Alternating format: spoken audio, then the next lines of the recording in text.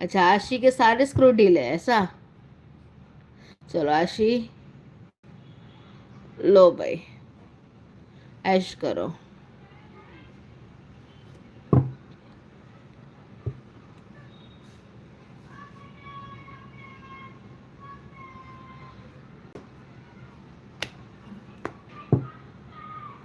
चलो बोलो बोलो, कौन कौन है इधर? देखो, आशी है, कौशल जी है और जितेंद्र है। हादिया, हादिया, फाइज की करंट फीलिंग क्या है हादिया के लिए? फाइज या फेज? फैज। अच्छा, मुकुंद भी है। मुकुंद, तुम टैरो कार्ड सीख लो,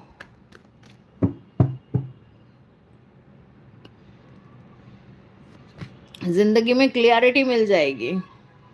थर्ड पार्टी सिचुएशन है हादिया, थर्ड पार्टी सिचुएशन है इधर, ऐसा दिख रहा है, बहुत परेशान हो।